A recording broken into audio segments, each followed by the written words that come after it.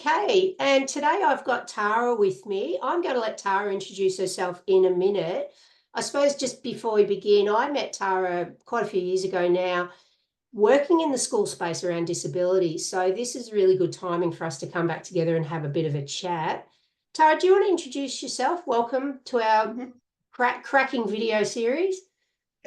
Yeah, hi. So I'm Tara Lynch, and I work in the HeadStart team as the learning leader. So across 40 schools in the Barwon Southwest region, supporting schools and teachers, families, and yeah, whatever I can do in that space, particularly supporting priority cohorts. So First Nations students, COLD students, out of home care, juvenile justice, disability and inclusion, and some of the students who may be a little bit disengaged as well. So I like a challenge.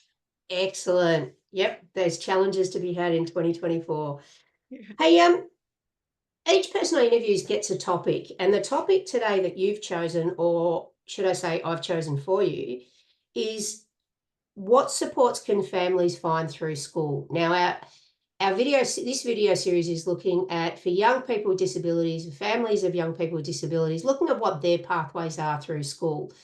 And I want to think about a term that Nina brought up in one of our other videos, which has been for me really stuck in my head when she said, as my peers do, or as my peers have, and looking at the opportunities our young people can have across the board as their peers do through the lens of for families and for young people with disabilities. So if we think about that, keeping that in mind, that as my peers do and as my peers can, if you're a young person with a disability in secondary school at the moment, whether you're in an independent faith-based or state secondary school, what supports can you find that'll allow you to sort of think about your pathway through school? Mm. Look, I think there's a lot since probably the careers reform, and we've had a disability inclusion reform and a VM and applied learning form. It's very much at the front of conversation in all the schools, and I think actually in a really good time to have a lot more supports than people who perhaps went through school 10, 15 years ago.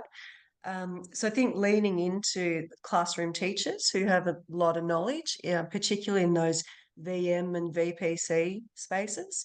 Can They I usually have a, ask you yeah. to Mm, we've got a lot of change in terminology. When you talk about VMs and mm, VPCs, hmm what are you meaning by that? Yeah, so you might have remembered VCAL Yep. was the old terminology. It's been a bit of a shift now. We've got one VCE for all. And if you're thinking about the VM pathways and VPC, might be those students who are looking at more building employability skills, looking at going to TAFE, looking at yeah, that space, school-based apprenticeships. Perhaps our VCE students might be looking more at a university pathway, but there are multiple ways to always get everywhere as well. So we shouldn't be sort of, splitting them down the middle. But yeah, usually, often the students we're working with are leaning more into that applied learning space and having sometimes a bit of a foot at school, in school, and a foot outside in employment too, which is really great. Schools have become more flexible in that way. Yeah, I'm a massive fan of the applied learning. One of my kids did vet music instead of VCE Mm, music when all mm, these other subjects were VCE, and it just that opportunity to practice in the industry has been mm, hugely valuable for him. So big yes. fan of applied learning. Um, so who's that person who coordinates things in schools that families need Mm, to be building mm, relationships? Where does that start? yeah. Great. I think, and there are multiple people, and I think it's good to lean into all of them. The careers and pathways teachers are an excellent resource. They're all very qualified and really knowledgeable about everything that's out there. They all attend lots of network meetings, so they're constantly finding out about everything that's on offer. There's also then in all of our schools in the Barwon region, disability and inclusion coordinators and coaches. So they're probably the people that you might meet when you're having an SSG or a meeting with families, but they're also working with all the teachers as well and a great support. I think your well-being teachers are always really knowledgeable as well, to link in with and help find external supports. And any classroom teacher, I think if you've got a good relationship with someone in that school, make them your person, because I think that's the most important thing. Teachers are really busy, and it's hard for them to be across everyone when they've got huge cohorts across year levels. So yeah, I always think find that one person in a school as well that can be a bit of a champion for you. Yeah, I'm a big fan of that. Having a teaching background is that, the teacher who you feel comfortable with doesn't have to know all the answers, but their job is to Mm, help you find the person who can. mm, yeah, So find that teacher that you trust and get them to help you find the people who can help make the decisions. I think that's yeah. great advice, Tara. Mm, Um, Talking to a group of young crew who said they were really excited about going off and doing their SBATs. hmm. Now, I we have a lot of crazy terms in our sector which are there just to confuse us half the time. What does an SBAT stand for, and how are Hmm. they important to young people when they're thinking about Mm. their pathways? Yeah, no, it's a great opportunity. So SBAT stands for School-Based Apprenticeship Training.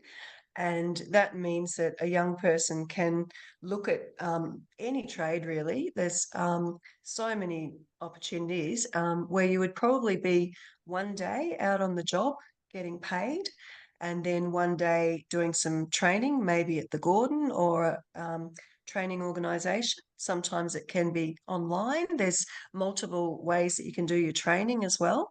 And that means you're getting a bit of a taster. You're 2 days out of school and then 3 days back at school in the classroom. It means you can sort of start those traineeships a little bit earlier and be chipping away at it to see if it is the right fit. And there's a lot of students who've actually gone out and started a school-based apprenticeship and then said, do you know, I don't think I like hairdressing. I want to be a fast food manager now. And that's okay. So there's and others who are 3 years into their journey post school and they've become fully qualified. And yeah, so it's a great opportunity. It counts towards your school program, just like a subject. So you're dropping off perhaps a little bit of a subject area, and that becomes your subject, your school-based apprenticeship. You still keep up your numeracy and literacy skills because you always need them as well when you're going to TAFE. There will be a theory component with every school-based apprenticeship. Even though a lot of young people say to me, "Oh no, I just want to do the work and get paid," but it comes with some training. But the training's really relevant to the trade that you've selected. So a lot of students actually really enjoy that more adult learning environment and have a real interest in their area. Yeah, so that's a school-based apprenticeship. You can start that in year 10 and yeah, from year 10 up really. But we often find a lot of students might do a vet program first, which is what you were talking about before, vocational education training, maybe at the Gordon or at another school, and then they might even transition to the school-based apprenticeship when they're a little bit older and just Yep. have a bit more. I think maturity is really good when you're out in the workforce with a lot of adults. Yeah. Yeah. I want to pick up on your point that a lot of young people say, "Oh, I just want to go out and do the work bit. I don't want to do the Hmm. numeracy and literacy." Mm, I did a project last year, where I spoke to young people in their 20s, and they said they were glad that they'd kept up with that, because once they got into the careers they really liked, having that numeracy and literacy was what helped them be able to jump up in that career later on. So it's really hard, I think, when you're young, and I'm remembering back a long time ago, to think that if I invest in this numeracy and literacy now, down here it might help. And they were really saying by their early 20s that it had paid off, because once they were in their jobs, they could then train up to do other things within that job because they'd stuck at that numeracy and literacy, mm, rather than mm, leaving school and going straight into something that wasn't really supporting them still in that space. So I'm mm. glad you mentioned Yes. that. And I Um, think too the other part of it is getting that certification. So they might be getting a cert 2 or cert 3 level, and that looks really great when you're building your employability skills and you've shown that you've been able to actually turn up and complete something and build those capabilities. So employers looks very impressive on a resume, even if it isn't what you want to do for life. It's building those skills too. Yeah, for sure. Um, Now the other one that I've seen a fair bit around, and I know at the moment there's a lot of pathways presentations, and I want to talk about pathways presentations in a minute, but I know there's a lot of registrations and information out there in the moment, is the vet tasters. Is that a Mm. cooking course, vet tasters, or what does that stand for? Yeah, no, it's really good. The Barwon region have, really pioneered this out at the Geelong Industry Trade Training Centre. One of the schools in the region has been running these tasters for a little while, and then um, we sort of said, "Do you think we could open it up to the whole region and other students as well?" So now there's opportunities for students on Tuesday mornings to go out to the Geelong Industry Trade Training Centre and actually do cooking and food is one of the tasters. They can do hairdressing and beauty tasters. There's automotive tasters, engineering tasters, bit of welding out there, metalwork, and then also building construction and carpentry. So there's quite a range of tasters available, and that's without the certification. It's a little bit of a just come and try and see what area you like, and then that might lead into then going down a vet pathway where you're committing to 2 years of study in an area or a school-based apprenticeship. And yeah, we're trying to open up even more tasters in the region in other industries like creative industries and just having a broad range that students can try before you buy, really. Yeah. So it's like going into a gelato shop and you get the little spoon and you have a little Yeah. taste to see if that's the gelato you want to Yes. have in your cone. Mm, We're mm, doing this with different courses. I think that's a really mm, cool idea and a great name too. Um, mm, I want to now go to the pathways, the pathways evenings they have in schools. How mhm, important is it for families? And is that just for families of older students, or can year 7 and 8 students, are they mm. able to join those pathways evenings?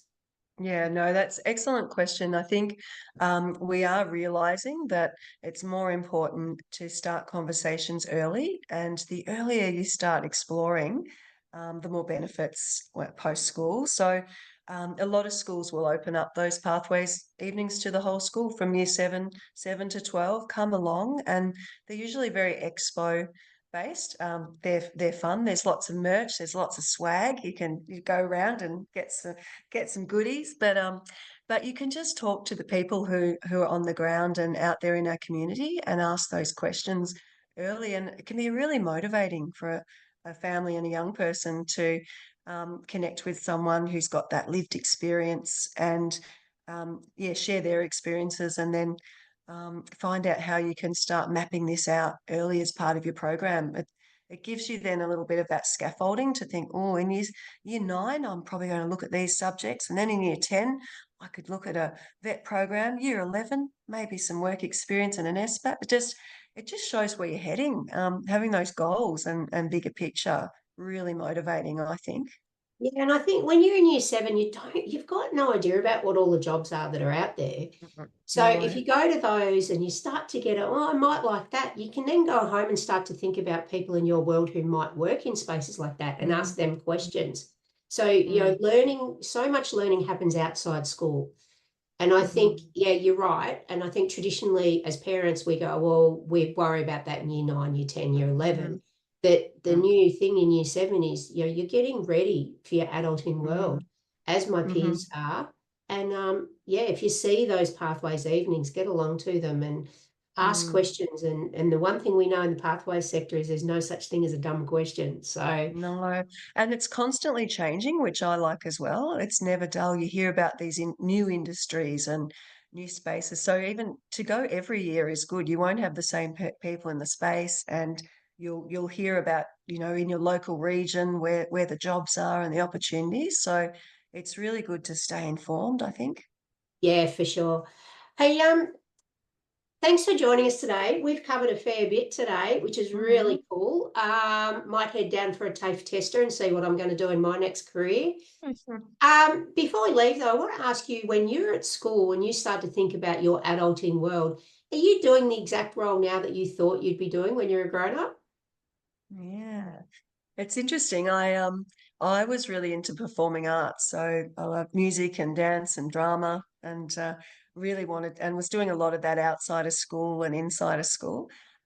So I did sort of look, and I also yeah, and I loved visual art as well and sculpture and quite lots of interest, and that hasn't changed. I'm very multidisciplinary, I think, and I like juggling lots of balls all the time. So yeah, I did head off up to Melbourne to do a bit more acting and performing and auditioning. And then I was at Deakin Uni studying journalism and performing arts. And that was a bit of fun. And then I was sort of managing a hotel just on the side. So hospitality and just, yeah, trying a little bit of everything. But I think, yeah, I decided that perhaps the journalism and all that side of things wasn't for me. And then I flipped into teaching and yeah, and then kind of thought, well, teaching's quite broad, you can do a little bit of everything. And I have sort of, yeah, had about, 25 years in that space and constantly changed as well. So upskilled and